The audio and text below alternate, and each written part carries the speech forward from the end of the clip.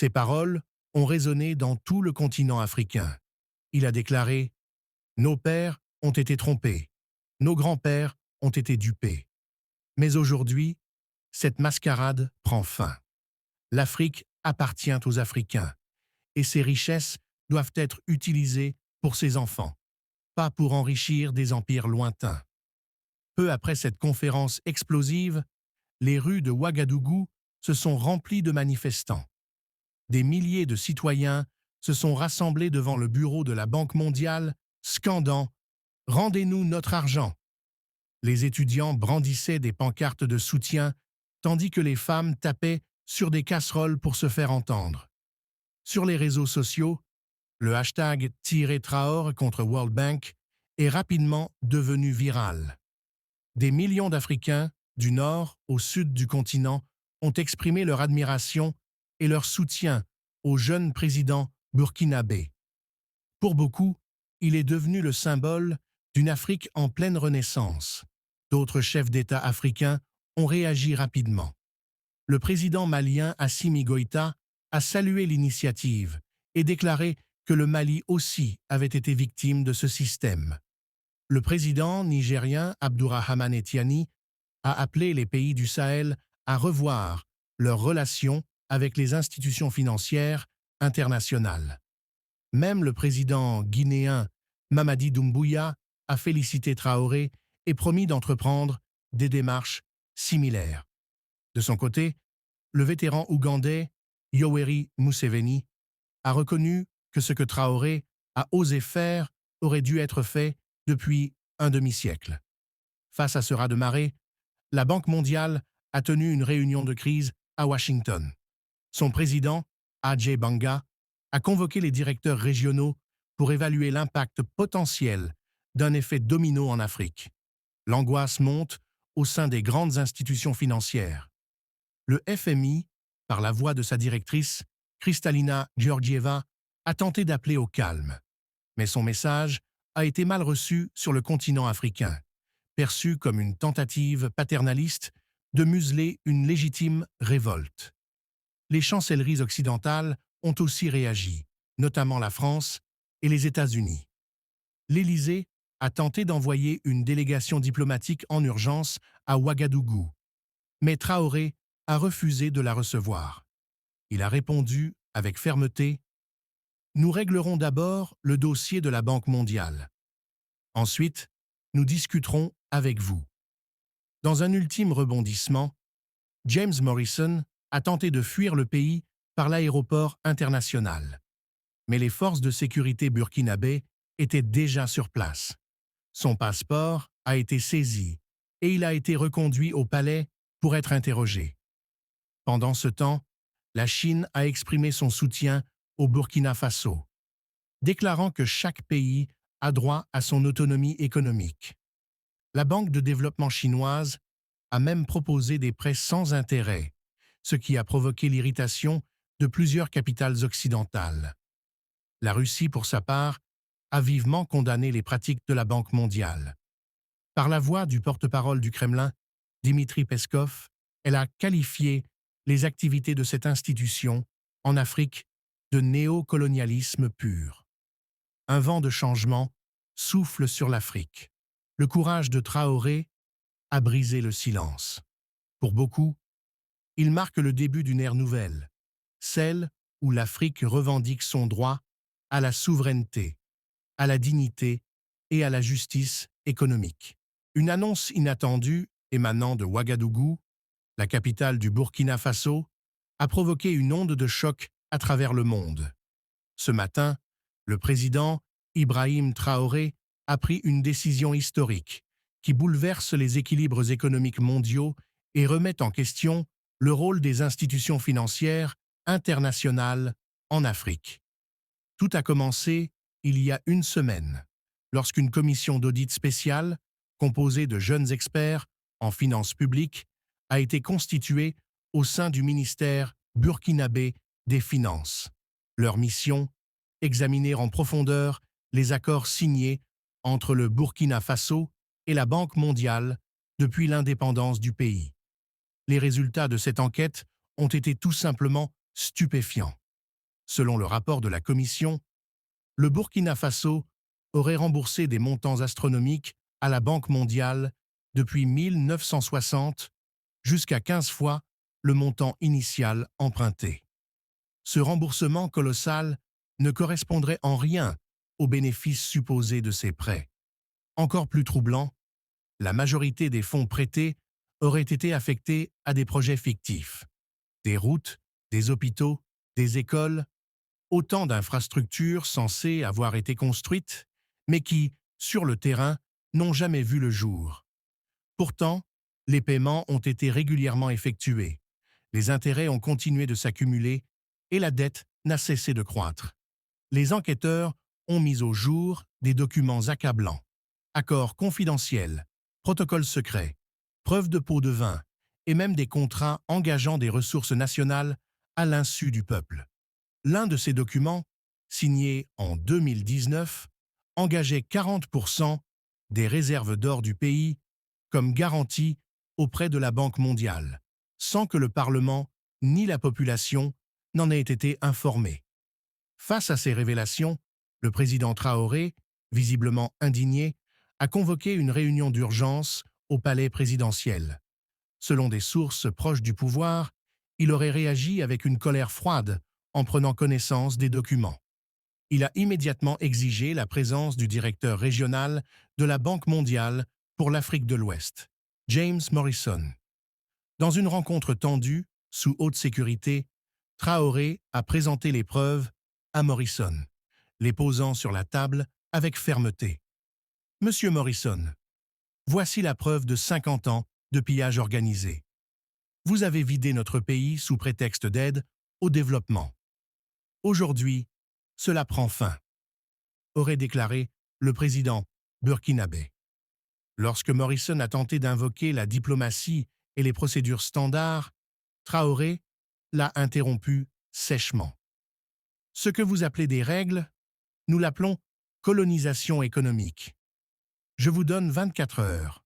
Soit vous annulez cette dette injuste et vous restituez ce que vous avez pris, soit vous serez jugé pour crimes économiques. » Morrison a évoqué son immunité diplomatique, mais Traoré a répliqué que l'immunité ne protège pas ceux qui ont commis un génocide économique. Il a ajouté que les documents étaient désormais entre les mains de la justice burkinabé et que des poursuites seraient engagées. Quelques heures plus tard, Traoré est apparu devant la presse nationale et internationale. Derrière lui, le drapeau burkinabé flottait aux côtés du portrait du révolutionnaire Thomas Sankara. Devant les caméras, il a dévoilé les documents, preuve à l'appui, affirmant que le temps du pillage était révolu. Dans la soirée, un événement inattendu secoua les réseaux sociaux. Une fuite massive de documents confidentiels en provenance de la Banque mondiale. Ces révélations déclenchèrent une onde de choc dans toute l'Afrique. Les correspondances internes de l'institution financière furent exposées au grand jour. Parmi ces documents, un titre glaça le sang de ceux qui le découvrirent. « Stratégie pour maintenir les pays pauvres éternellement endettés ». On y lisait en détail comment certains dirigeants africains avaient été achetés, comment des pots de vin avaient été versés, dans quelle banque ces fonds avaient atterri et par quels moyens les voix dissidentes avaient été réduites au silence. Face à cette bombe médiatique, les autorités burkinabées prirent immédiatement des mesures. À minuit, les forces de sécurité encerclèrent tous les bureaux de la Banque mondiale à Ouagadougou. Les locaux furent scellés, les coffres ouverts et leur contenu transmis sans délai au parquet. Le président Traoré, imperturbable, déclara que tous les éléments saisis serviraient de pièces à conviction lors d'un futur procès. À Addis Abeba, l'Union africaine convoqua une réunion d'urgence. Sur les 53 États membres, 41 exprimèrent leur soutien officiel à Ibrahim Traoré. Une commission spéciale fut mise en place pour réévaluer les relations du continent avec la Banque mondiale. Le président de la Banque africaine de développement déclara que l'Afrique devait, désormais, se doter de ses propres instruments de financement, indépendants de toute influence extérieure. Pendant ce temps, les citoyens de Ouagadougou restèrent mobilisés toute la nuit. Une veillée populaire fut organisée devant les anciens bureaux de la Banque mondiale. Des milliers de jeunes se rassemblèrent, allumant des feux, chantant des slogans comme « Morrison ne s'échappera pas » ou « Rendez-nous notre argent ». Le nom de Traoré était partout, sur les murs, sur les pancartes, dans les champs. L'enthousiasme populaire était palpable. À l'international, la machine médiatique occidentale tenta de dépeindre la situation sous un autre angle. CNN International qualifia Traoré de populiste dangereux. La BBC annonça une catastrophe économique imminente pour le Burkina Faso, tandis que le Financial Times titra « Le suicide financier d'un pays africain ». Mais ces narratifs furent rapidement contredits par la presse africaine qui, elle, relatait les faits et saluait la bravoure du jeune président. L'heure fatidique approchait. Les 24 heures accordées à James Morrison touchaient à leur fin. Le matin suivant, sous un ciel rougeoyant, l'histoire allait basculer. Morrison, le directeur régional de la Banque mondiale, fut reconduit au palais présidentiel. Cette fois, les caméras étaient autorisées à filmer. Le monde entier retenait son souffle. D'une voix tremblante, Morrison tenta une dernière manœuvre. « J'ai parlé au siège, nous sommes prêts à restructurer la dette. Une réduction de 50% est envisageable. » Mais Traoré, impassible, répondit « Je ne veux pas de restructuration. Je demande l'annulation totale des dettes illégitimes et le remboursement des 23 milliards que vous avez volés à mon peuple. » Le silence tomba dans la salle. Morrison, livide, répondit « Ce que vous exigez est impossible. La Banque mondiale n'a pas ce pouvoir. » Le président burkinabé se leva lentement. « Dans ce cas, vous êtes en état d'arrestation. Vous serez jugé pour crimes économiques contre l'humanité. » À son signal, les forces de sécurité menottèrent Morrison. Pour la première fois dans l'histoire, un haut représentant de la Banque mondiale fut arrêté par un État africain. La scène fit rapidement le tour du monde. Les images de Morrison, les mains liées, escorté vers la prison centrale de Ouagadougou, firent s'effondrer la valeur des actions de la Banque mondiale de 12%. Dans les capitales occidentales, l'inquiétude était palpable. Plusieurs banques suspendirent temporairement leurs opérations en Afrique. Alors que la vague déclenchée par l'arrestation de Morrison continuait de se propager, la panique gagna les bureaux de la Banque mondiale à travers tout le continent africain. Au Kenya, les mesures de sécurité furent drastiquement renforcées. Au Nigeria, plusieurs employés, redoutant une réaction populaire, décidèrent de prendre leur congé immédiatement. Le centre régional de l'institution à Addis Abeba suspendit ses activités, redoutant des fouilles surprises ou des saisies judiciaires. Une atmosphère de peur s'installait dans les couloirs d'une institution autrefois intouchable. À Wall Street, la stupeur se transforma en inquiétude financière. Les fonds d'investissement exposés au continent noir enregistrèrent des pertes colossales. Le marché des matières premières devint extrêmement instable.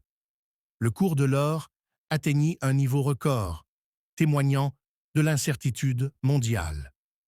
Dans les médias économiques, un nouveau terme apparut, l'effet Traoré, un nom désormais associé à un tournant historique dans les rapports de force entre l'Afrique et les institutions internationales. Mais ce n'était qu'un début. Les services de renseignement burkinabés révélèrent avoir extrait de l'ordinateur personnel de Morrison des documents accablants. 10 années de correspondance confidentielle mirent en lumière la corruption systémique orchestrée à grande échelle. On y trouvait des plans de coups d'État, des listes de personnalités africaines ciblées pour des assassinats ainsi que des preuves irréfutables d'opérations visant à manipuler des élections et à faire taire les voix dissidentes. Le président Traoré annonça que ces documents seraient remis à la Cour internationale de justice de La Haye. Cette annonce fit naître une vague de mobilisation dans la diaspora africaine, notamment en Europe. À Paris, des cortèges massifs défilèrent dans les rues pour exprimer leur soutien à la démarche de Traoré. À Lyon, des étudiants burkinabés organisèrent des veillées devant le consulat. À Marseille, les quartiers africains se remplirent de chants, de danses et de drapeaux. L'Afrique s'éveillait, et même loin de chez eux, ses enfants faisaient entendre leur voix. Outre-Atlantique, le Congrès américain fut également interpellé. Alexandria Ocasio-Cortez, membre influente de l'aile progressiste, appela à une réforme en profondeur de la Banque mondiale. Le sénateur Bernie Sanders déclara publiquement qu'il comprenait et soutenait la lutte légitime des peuples africains. Même le républicain Rand Paul s'interrogea sur le bien-fondé de l'aide étrangère conditionnée, souvent imposée à des États vulnérables. En Turquie, bien que les autorités aient maintenu une position diplomatique prudente, la population exprima massivement sa solidarité sur les réseaux sociaux. Des milliers de messages de soutien à Traoré furent publiés, saluant son courage et appelant à une coopération renforcée entre Ankara et les pays africains. Des discussions commencèrent à émerger sur le rôle que la Turquie pourrait jouer dans une Afrique en quête de souveraineté et d'émancipation économique. En Asie, le silence des gouvernements japonais et sud-coréens contrastait avec la prise de parole d'universitaires spécialisés en relations internationales. Le professeur Yamamoto, de l'Université de Tokyo, affirma que l'Afrique est en train de reprendre son destin en main. À Séoul, le professeur Hakim Park déclara que les événements au Burkina Faso pourraient annoncer l'émergence d'un nouvel ordre mondial, plus équilibré et plus juste. Pendant ce temps, au Burkina Faso, l'armée se montrait plus unie que jamais.